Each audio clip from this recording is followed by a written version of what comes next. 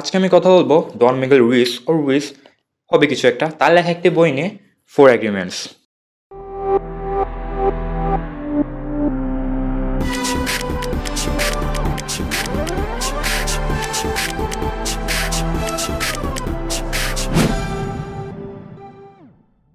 আসলে আমাদের জীবনের উপর আমাদের সোসাইটির কিন্তু একটা বড়সড় ইম্প্যাক্ট আছে। আমাদের জন্মের পর সোসাইটি আমাদের শেখায় কীভাবে বাঁচতে হবে, কীভাবে কথা বলতে হবে, কোনটা ভালো কোনটা খারাপ, কোনটা সুন্দর কোনটা কুৎসিত, কোনটা অ্যাকসেপ্টেবল না, কীভাবে আমাদের সোসাইটিতে বিহেভ করতে হবে। এগুলো কিন্তু আমাদের জন্মের পর আমাদের উপর পাস করা হয় ইনফরমেশনগুলো।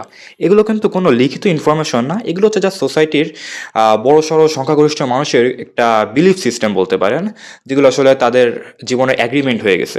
গায়ের রঙের ক্ষেত্রে সাদা ভালো কালো খারাপ, এটা কিন্তু আসলে আমরা সবাই বিশ্বাস করি, কিন্তু এটা কিন্তু আমাদের জন্মের পর আমাদের উপর পাস করা হয়েছে ইনফরমেশনগুলো, কারণ আমাদের পূর্ববর্তী মানুষরা এইটাই বিশ্বাস করতো। আর আমরা যখন ছোট থাকি তখন আসলে আমাদের কন্ট্রোল থাকে না আমাদের বিশ্বাসটাকে চুজ করার, যে আমরা কোন বিলিফটাকে চুজ করব। সো আমরা সেটাই বিশ্বাস করি যে এটা আমাদের উপর পাস করে দেওয়া হয়। এই বইয়ের লেখক ডন মিগেল রুইস এই প্রসেসটাকে বলেছে the process of domestication of humans. মানে আমাদের সোসাইটির প্যারেন্টসরা তাদের বাচ্চাদের ঠিক সেভাবেই ডোমেস্টিকেট করে যেভাবে তারা একটি কুকুর বা বিড়ালকে ডোমেস্টিকেট করে। যেমন একটি বাচ্চা যদি ভালো কাজ করে তাহলে তাকে রিওয়ার্ডস দেওয়া হয়, এবং যদি একটি খারাপ কাজ করে তাহলে তাকে পানিশ করা হয়। এই রিওয়ার্ডসটা কিন্তু অনেক কিছু হতে পারে, যেমন তাকে প্রশংসা করা, তাকে ভালো কিছু বলা, তাকে একটি চকলেট বা ভালো খাবার কিনে দেওয়া, অনেক কিছু হতে পারে। আসলে বাচ্চারা কিন্তু ন্যাচারাল রিওয়ার্ডস অনেক ভালোবাসে। সো তারা আসলে সেটাই করা শুরু করে যেটা তাদের আশেপাশের মানুষ চায়। সো তারা আস্তে আস্তে সেটাই করা শুরু করে যেটা তাদের আশেপাশের মানুষকে প্লিজ করে। সো খুব শীঘ্রই তারা এমন একটি মানুষ হয়ে যায় যেটা আসলে তারা না। একটা পর্যায়ে যে আসলে আমাদের অন্য কাউকে লাগে না আমাদের ডোমেস্টিকেট করতে, আমরা নিজেরাই নিজেদেরকে ডোমেস্টিকেট করা শুরু করি। আসলে আমাদের এই অ্যাগ্রিমেন্টসগুলো নিয়ে আমরা একটি বুক অফ ল ক্রিয়েট করি, যেখানে আসলে সব অ্যাগ্রিমেন্টসগুলো স্টোর থাকে।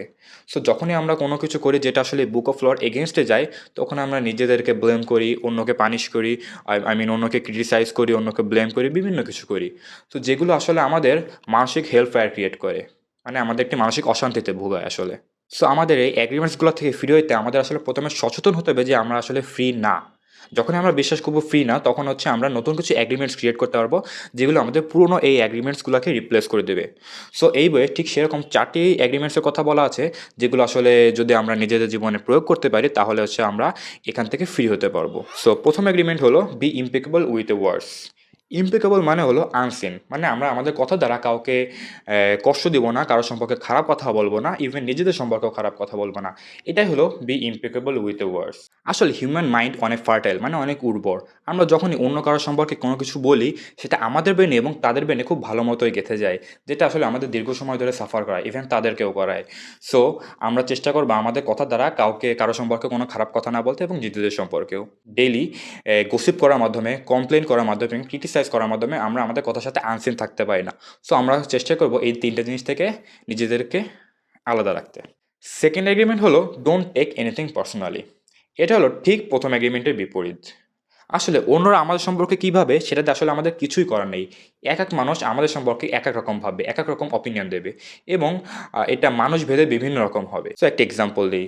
ধরুন আপনি ক্লাস 3 বা 4 পড়েন এবং স্কুলে আজকে আপনার প্রথম দিন। আপনি স্কুলে গেলেন, আপনার এক সহপাঠী বলল যে আমাদের ইংলিশ টিচারটা অনেক খারাপ, সে আসলে ভালো মতন পড়াইতে পারে না। সো আপনি বাচ্চা অবস্থায় যখনই সেই স্যারকে দেখবেন, সো আপনার প্রথম খেয়ালটা আসবে যে এই স্যার আসলে ভালো পড়াইতে পারে না। এটা আসলে সত্য হোক কি মিথ্যা হোক, সে স্যার আসলে ভালো পড়াতে পারুক কি পারুক না, সেটা আসলে ম্যাটার করবে না। আপনি আসলে বিশ্বাসই করবেন যে এই স্যারটা আসলে ভালো পড়াতে পারে না। সো ওই স্যারের পড়া আসলে আপনি বুঝবেন না। আচ্ছা, আরেকটা এক্সাম্পল দিই। ধরুন আপনি সকালে ঘুম থেকে উঠলেন এবং খুব ফুরফুরা মেজাজে আছেন।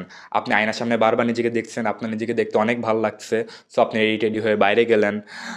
সো হঠাৎ আপনার এক বন্ধু বললো আপনাকে আজকে ভালো লাগছে না, আপনার চুলটা খারাপ বা হ্যান ত্যান কিছু একটা হইতে পারে। আপনার কিন্তু তখন আর নিজেকে ভাল লাগবে না। আপনি আসলে তখন নিজেকে খারাপ ভাবা শুরু করবেন, এবং আপনি সকালে ঠিক যেরকম ফুরফুরে মেজাজে ছিলেন সেরকম কিন্তু আর থাকবেন না। আপনি তখন কোনো ছবিও তুলবেন না, বা আপনি আসলে তখন বাসায় ফিরে আসতে চাইবেন, অনেক কিছুই হইতে পারে। এটার কারণ হলো আপনি আপনার বন্ধুর অপিনিয়নটাকে পার্সোনালি নিয়ে নিয়েছেন। সো এই অ্যাগ্রিমেন্টটা এটাই বলে যে ডোন্ট টেক এনিথিং পার্সোনালি। আমাদের আসলে অন্য কারো অপিনিয়নের দরকার নেই আমাদের নিজেদের স্যাটিসফ্যাকশন লেভেল বা হ্যাপিনেস লেভেল ঠিক করার জন্য। সো আমরা চেষ্টা করব অন্যদের অপিনিয়ন বা অন্যদের থট যাতে তারা আমাদের উপর ইম্পোজ করতে না পারে। হইতে পারে এই অ্যাগ্রিমেন্টটা বা এই থটটা তাদের কাছে এসেছিল তাদের ডোমেস্টিকেশনের সময়, যেটা আসলে রং হইতে পারে বা রাইট হইতে পারে। Third agreement, don't make any assumptions. Don Miguel রুইজের পার্সপেক্টিভে হিউম্যান মাইন্ডকে সবচেয়ে বেশি সাফার করাই হলো অ্যাসাম্পশন বা অনুমান। আমরা আসলে অনুমান করে নেই যে অন্য কোনো জিনিসকে আমরা ঠিক যেভাবে দেখছি অন্য মানুষও ঠিক সেভাবে দেখছে। আমরা যেভাবে চিন্তা করি মানুষ ঠিক সেভাবে চিন্তা করতেছে। আমরা কোনো কিছুকে ঠিক যেভাবে জাজ করি অন্য মানুষও ঠিক সেভাবে জাজ করতেছে। কিন্তু এটা আসলে কখনোই সঠিক নয়। এক মানুষ এক একভাবে জাজ করে এবং এক একভাবে ভাবে।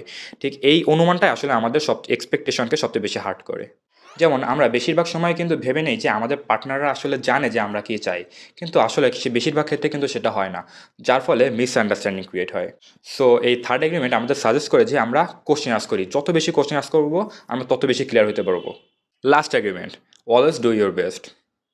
আসলে কেউই আমাদের ততটা অ্যাবিউজ করে না যতটা না আমরা নিজেরাই নিজেদেরকে অ্যাবিউজ করি, এবং যে কোনো সিচুয়েশনে আমরা আমাদের বেস্টটা দেওয়ার মাধ্যমে আমরা self judgment and self punishment থেকে মুক্তি পেতে পারি।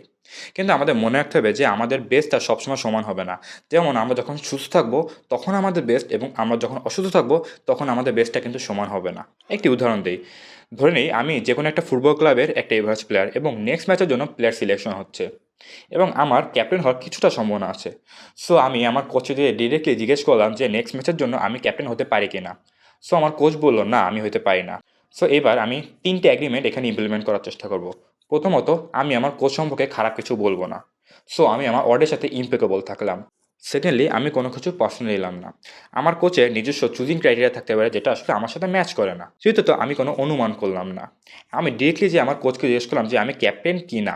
সো আমার কোচ ডিরেক্টলি অ্যান্সার দিল না। সো এটার মাধ্যমে আমি কোনো অনুমান করলাম না, যেটা আমার এক্সপেকটেশনকে হার্ট করতে পারে পরবর্তীতে। সো এইভাবে ওই সিচুয়েশনে আমি আমার বেস্টটা করলাম এবং এটার ফলে আমি কোনো রিগ্রেট করছি না। That's why I am happy now.